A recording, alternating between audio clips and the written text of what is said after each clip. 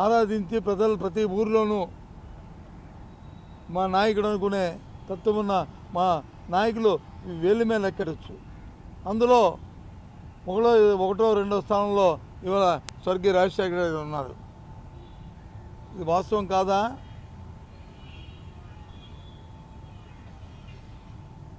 అలాంటి ఆయన చనిపోయిన ఆయన పాదయాత్ర చేసిన ఈరోజు ఆయన మేమందరం గౌరవంగా ఆరాధించుకున్న రోజు, ఆయన వల్ల మళ్ళీ రాష్ట్ర రాజకీయాల్లో మరుగున పడిపోతున్న కాంగ్రెస్ పార్టీ మళ్ళీ ఆ రోజు బట్టకట్టి ఆయన నాయకత్వం రాష్ట్రంలో వచ్చిన పరిస్థితిని మేము అందరం మర్చిపోవాలనుకుంటున్నావా?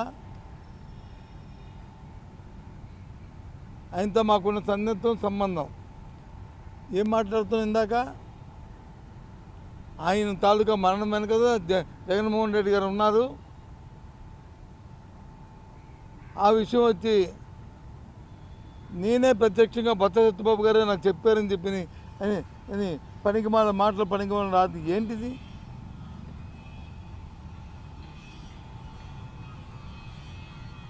రెండు పేపర్లు నీ చేతిలో ఉన్నాయని, మీ చేతిలో ఉన్నాయని, 3 ఛానల్స్ మీ చేతుల్లో ఉన్నాయని ఇష్టారాజ్యంగా ఈ రకమైన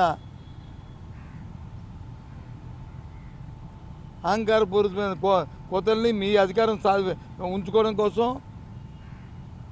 మీ ఉనికి కాపాడుకోవడం కోసం పార్టీల్లో ఇచ్చిన ఉద్యోగానికి వచ్చి న్యాయం చేయక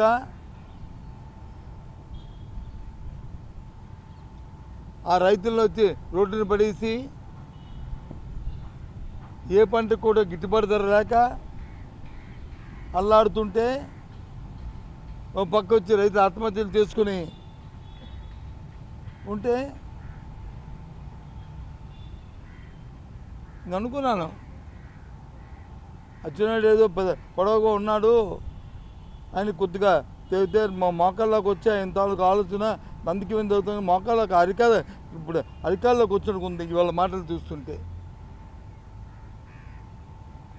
చచ్చా, రాజకీయాల కోసం దిగజాడు మాటలు, దిగజాడు వ్యవహారాలు ఆపండి. ఆ రోజంట జగన్మోహన్ రెడ్డి గారు ఎక్కడికో విదేశాల్లోకి వెళ్ళారా? పై రాష్ట్రాల్లో ఉన్నారా? ఏం మాట్లాడుతాం?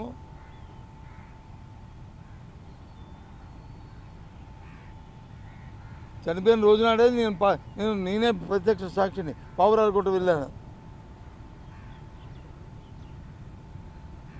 అన్వేషించడానికి కేంద్రంతోనే రాష్ట్రంతోనే ఒక పక్క సంప్రదింపులు చేసి తెల్లవారు 5 గంట 4 గంటలకల్లా ఆ బాడీ ఎక్కడుందనేది టేస్ట్ చేసి కర్నూలులో వచ్చి పోస్ట్ మార్టం జరిపించుకుని కర్నూలు వరకు వెళ్ళి కర్నూలులో అక్కడ పోలీస్ పరేడ్ గ్రౌండ్స్లో అక్కడ ఉంచి అక్కడ నుంచి నేను ముందుగా క్యాంప్ ఆఫీస్కి వచ్చాను. నా వెనకదే రాజశేఖర్ గారి తాలూకా ఆ దేహాన్ని తీసుకొచ్చారు, బాధదేహాన్ని పోస్ట్మార్టం చేసి. నేను నా భార్య ఝాన్సీ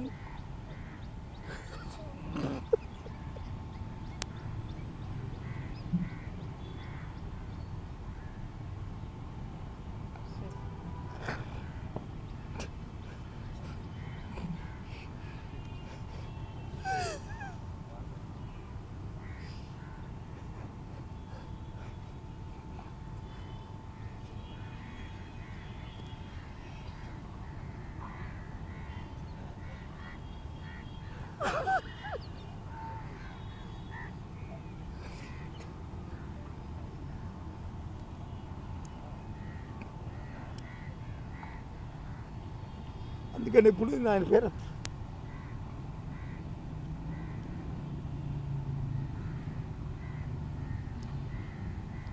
మా అనుబంధం అలాంటిది.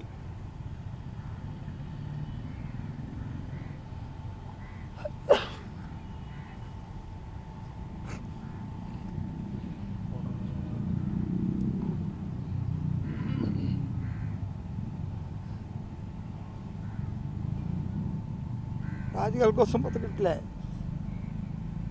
రాజకీయాల కోసం దిగుతాడు, రాజకీయాలు చేయట్లే, రాజకీయాల కోసం ఉన్న మాటలు మాట్లాడి లేని మాటలు తెచ్చుకోవట్లే. ఈ రాష్ట్ర చరిత్రలో ఎన్నో విషయాలు ఉన్నాయి ఈ గుండెల్లో.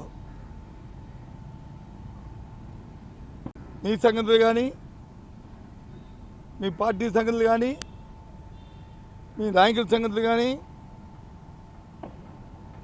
అలాగే ఉన్నాయని అలాంటి నేనేదో ప్రెస్ మీట్ పెట్టి దాన్ని ఖండించడానికి రాలే.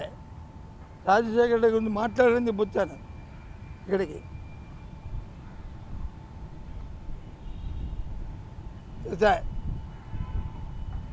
ఇలాంటి ఉచ్చ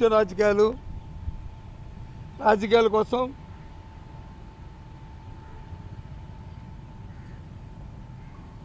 పదవుల కోసం వాటి కోసం ఈ రకమైన నీచమైన దిగజారుతానని అనుకోలే. చెయ్యి దమ్ముంటే ఈ రాష్ట్రంలో ప్రజలకు వచ్చి న్యాయం చేయి. నీకు ఇచ్చిన పదవులు నువ్వు న్యాయం చేయి. ఎంత పచ్చిగా నేను అబద్ధం ఆడుతున్నావు.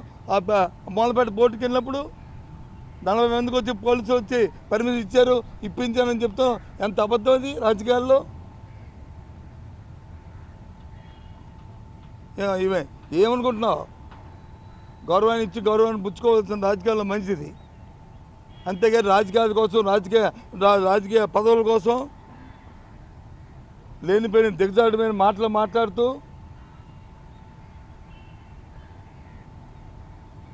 నాకేం పర్వాలే. జగన్మోహన్ రెడ్డి గారితో వచ్చి ఏదో అన్నాను ఆయన నాకేమి నష్టం కాదు.